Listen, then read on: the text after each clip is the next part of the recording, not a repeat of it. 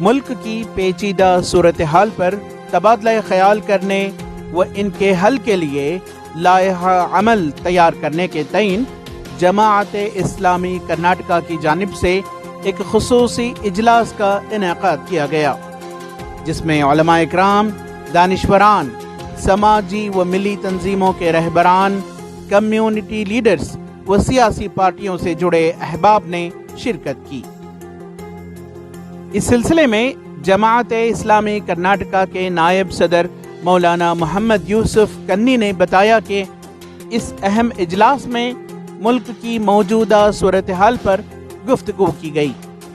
اور 3 نکات پر لائحہ عمل تیار کیا گیا۔ پہلی بات تو یہ ہے کہ امن و امان کو برقرار رکھنے کے لیے ہم سب کو مل جل کر کے کوشش کرنا چاہیے۔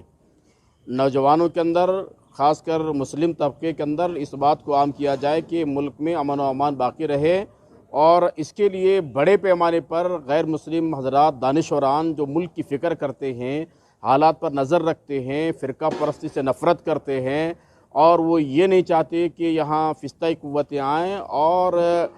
لوگوں کے ذہن کو بدلنے کی جو کوشش کر رہے ہیں، تو اس طرح کے لوگ نہ رہیں۔ تو یہ سوچ کر کام کرنے والے بھی بڑی تعداد میں غیر مسلم بھائی بھی یہاں موجود ہیں۔ تو لہٰذا اس نشست کے اندر اس بات پر گفتگو ہوئی کہ یہاں جو غیر مسلم حضرات ہیں ان سے بڑے پیمانے پر ملاقاتوں کا اہتمام کرنا چاہیے۔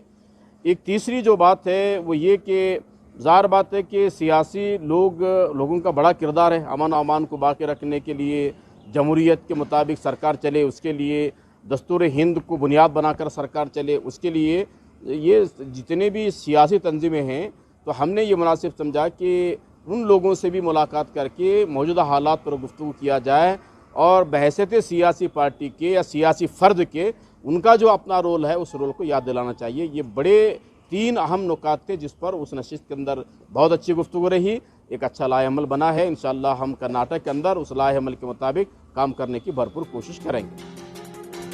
ETV بھارت کے لیے بنگلور سے رفیق جبار کی رپورٹ۔